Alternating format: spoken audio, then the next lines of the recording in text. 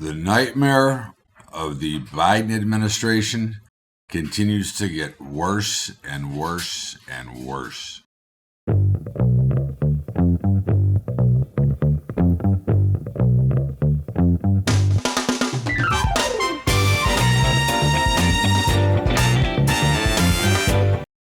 What's up, everybody? Welcome aboard to Bubba's Bottom Line for Sunday, October the 9th, 2022, as we quickly wind down another year and we continue to see a major nightmare appearing right before our very eyes, almost as if we were watching a very bad magic act, making your freedom in business, your freedom in humanity, and your human rights disappear right before your very eyes.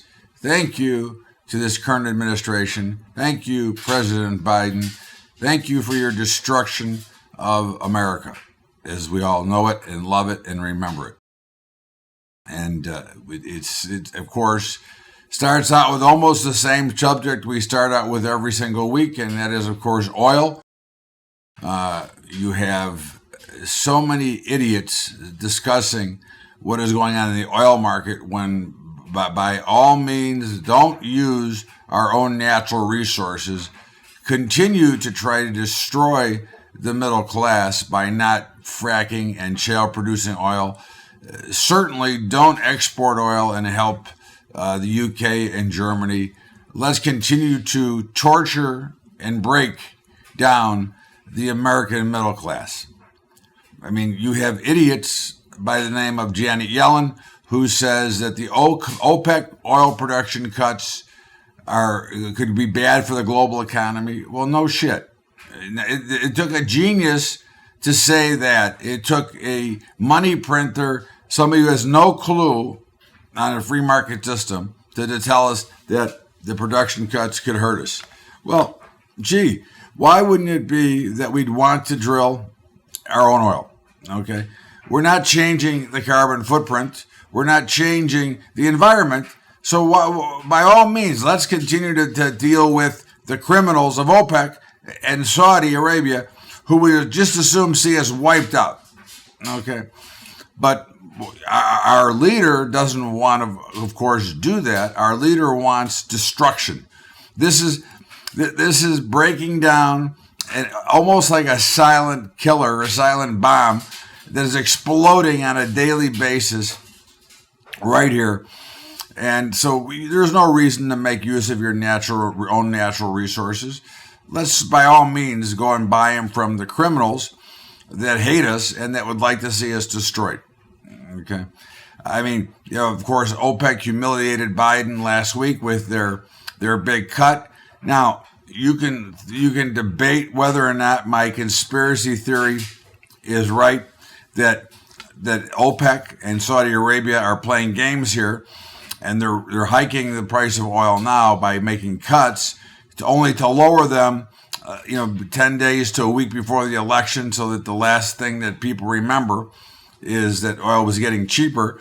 Remember, we as a society, we basically only remember what happens last, not what happened to get there. But we have, Biden welcoming in Venezuela oil. And God forbid we should buy from Maduro and the crooks there and the criminals, and then block our offshore drilling. Now, what is the difference on who does the offshore drilling? Can you please explain that to me? As what difference does it make of who is doing the drilling? Okay, you are now in production of a record amount of coal. So even though we don't produce coal here, even though in 2008 we stopped coal mining like nothing, with the flip of a switch or the move of a signature of a pen, President Obama cut the coal. Now, again, I'm not going to say that we should be still coal mining. I've gone through before what the mistake and how they shut it down was, very similar to the mistake of how they shut down the oil production. But in the meantime, the rest of the world is flipping the bird to the United States because you now not only are burning a record number or a record amount of coal, but you have a record amount of coal plants online that are being produced now that are going to continue to grow. And of course, we talk about it comes down to money, right? Life comes down to two things. One is always money, and energy is the countries, especially those that are not in the greatest of shape, are going to go to the cheapest energy source, which is coal. Okay, so again, we have a problem here as we continue to see, and of course, President Biden, in his own infinite wisdom, talks about and blames Russia and Saudi Arabia for rising gas prices. Well, I mean, again, ask yourself a question. Okay, you're an American, most likely, if you're watching this, and you ask yourself the question: why are we not producing our own? Why is oil not $30 a barrel instead of $90 a barrel? Okay, why are you paying $5 at the pump, or $4.50 or $5.50, whatever the number is, instead of $2? Okay, well, again, you because you're dealing with an idiot. Okay, because the Biden oil fiasco continues to with controlling, trying to threaten, and listen, you have President Biden now talking about Russia and nuclear war.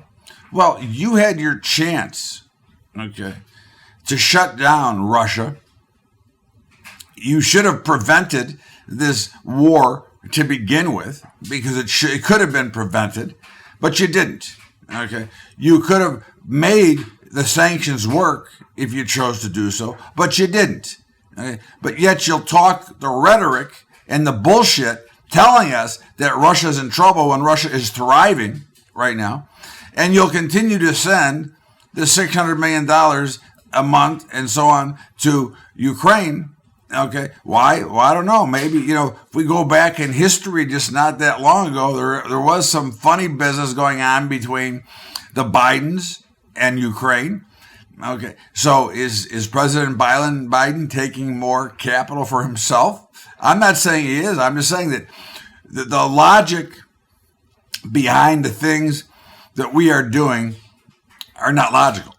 And if you just sit back and think about it, forget about your politics for a minute and just look at the dynamics of what we're doing, it makes absolutely no sense. Okay, that's the point. If you look at what's going on in this country, it's going on for no reason, unless the reason is to destroy freedom, which we'll talk about more in our commentary later. But you continue to see China escalating their influence of our operation. Okay, why is that? Why is China involved in anything that we do? Okay, why are we putting ourselves in that position? Okay, if from a straight outside view, what we are doing makes zero sense. It is like you have a business that you're trying to put out of business. Okay, and you want to continue to blame others. Okay, and as you look at the potential for economic security, okay, is somebody talking? You hear them talk about economic security. Why don't we talk about the stupidity of the way that they're going about it? Okay. Now again, it may because I think it's being done intentional. It's hard to put the word stupid in front of it, because they're doing basically exactly what they want, okay, in our destruction, making this nightmare continue to get worse and worse and worse. I mean, if the markets are there believing that the Federal Reserve can save them, the first point is the Federal Reserve is nothing but a cartel, okay, it's just as bad as a drug cartel, okay? And if you think that adding to the money supply and adding dollars, artificial dollars, which you're eventually paying for through your own taxes, can save an economy. I can make the case that although we made new highs in markets, although the Dow is still around 30,000, and everything else, that the destruction underneath that has been done is enough to almost destroy us on its own, because your spending power, your buying power, your purchasing power, your ability to do things is much worse today than it was 2 years ago. It is worse today than it's ever been, okay? Because inflation is skyrocketing, and hiking or raising rates into a recession is not the right decision. Okay? Now, again, I wasn't a fan of the cheap money to begin with. I'm not a fan of adding money to the money supply. I'm a fan of letting the free market system decide. And if your business is not in good shape, you go out of business. Okay? Where is it written that the banks are above and beyond the control? Where is it written that they shouldn't be allowed to go bust where they belong, which they should have let them go bust in 2008?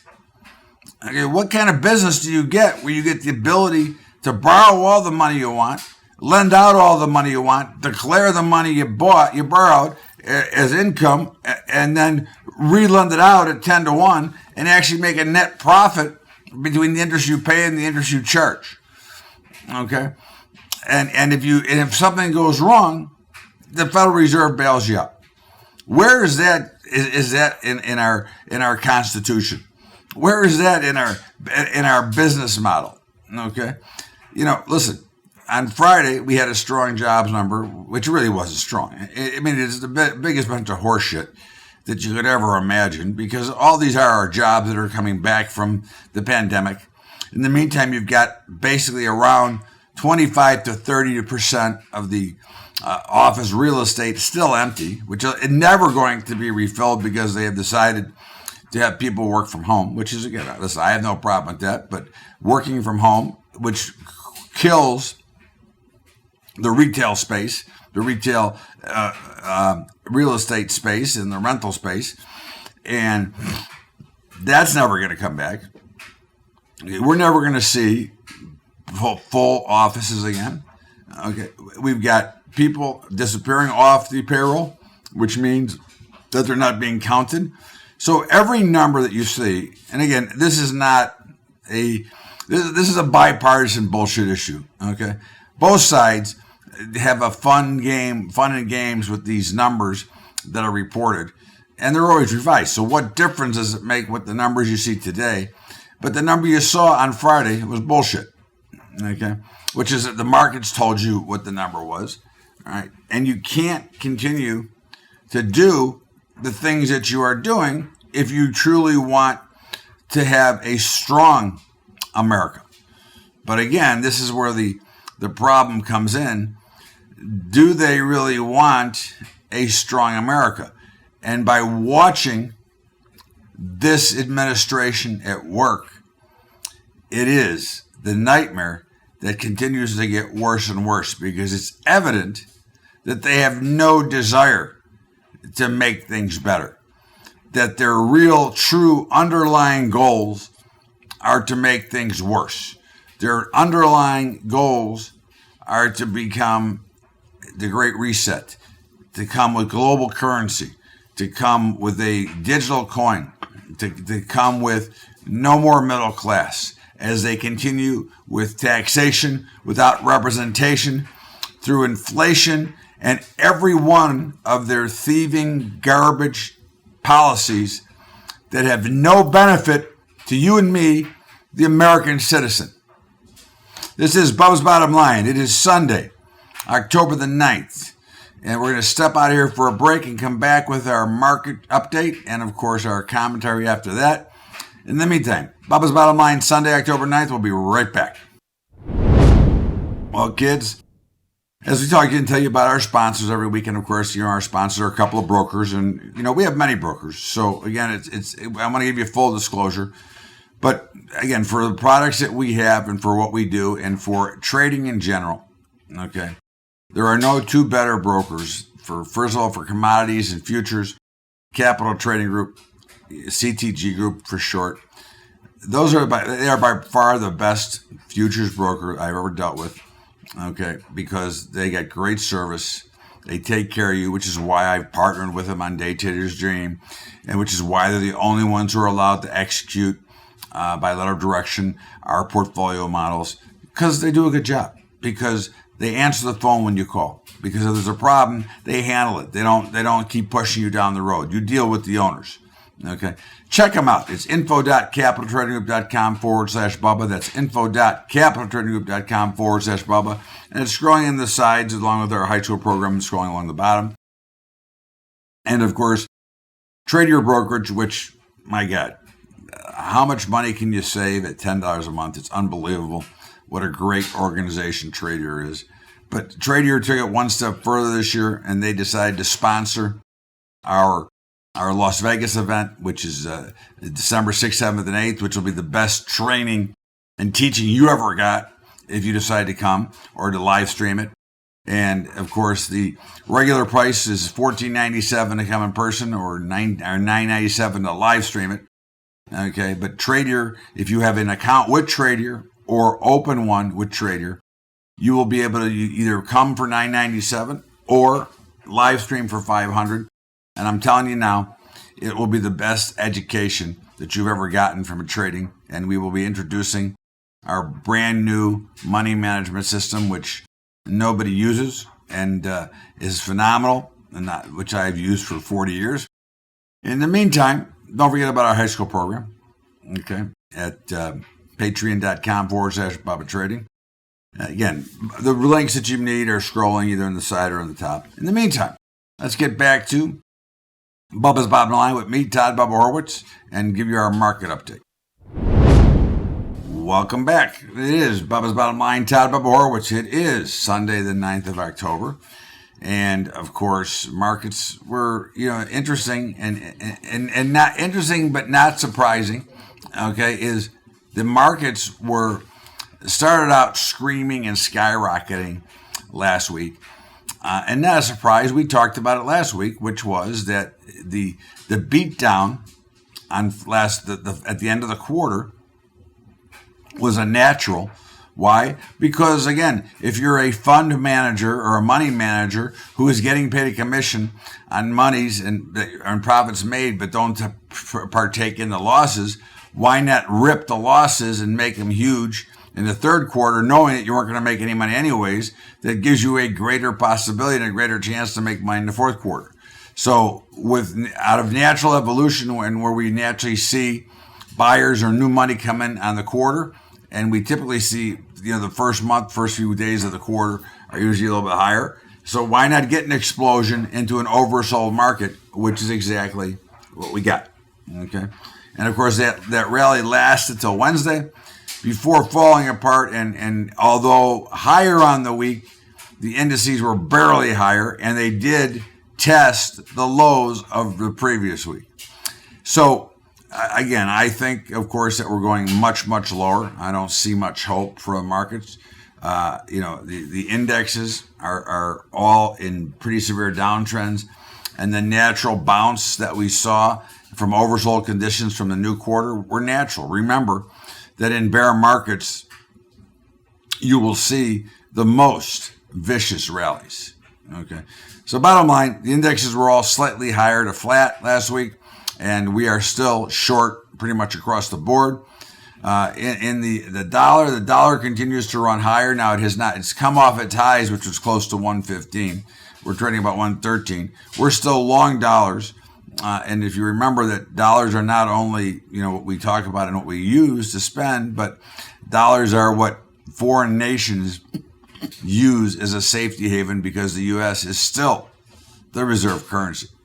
Okay, so, again, we're still long. And the euro currency did make an appearance in a pop over par once again before closing the week at 97.80. And we're still short. The euro currency, I would suggest, is going down into the 88-cent level, and then probably lower. Not that we talk about it here often, but the British pound made an all-time low against the U.S. dollar. Again, all signs of of central banking systems around the globe. It's trying to stick it to their own people. Okay, it's another story, which is a story to be told. Bitcoin continues to be lower, but basically, if you look at Bitcoin, if you look at a chart, it's really going nowhere. It's really, if it were a heart patient on a gurney, they would pronounce it dead, which only means that the more it compresses here, the bigger the next move is going to be. In the bond and notes last week, as big as a rally as you saw early in the week, by the end of the week, they were lower. And again, interest rates are going higher. Okay, bonds are going lower because they go inverse, and we are nowhere near finished with this rise of interest rates, because the geniuses at the Federal Reserve are going to fight the recession and inflation with a rate hikes. All right. In the meantime, you've got the precious metals, which we are now long gold and silver. We would be long platinum, except we don't trade anymore. They have finally turned around, all three. Okay, and again, look, I always said all along, I thought they'd be going higher at some point. We were just short, which we made a lot of money on the short side, and now we're long. But I think that, again, just because you say, or you believe, or you're a gold bug, and you think, well, they should always go up, you're wrong. Okay, they still trade like any other market, and you have to be prepared to trade the market. Okay, copper was kind of flattish. We're now long. Natural gas lower, and we're still short. And crude oil skyrocketing again. Okay, back over 90. Again, to me, if you ask me, we could see some fiddling around in the markets, and we have obviously turned to long crude, still short net gas. But I think that you could see some games people play in the crude markets because of what OPEC can do, and because they would love to see the imbeciles in charge stay there. Okay, they don't want a regime change. They like what's going on here.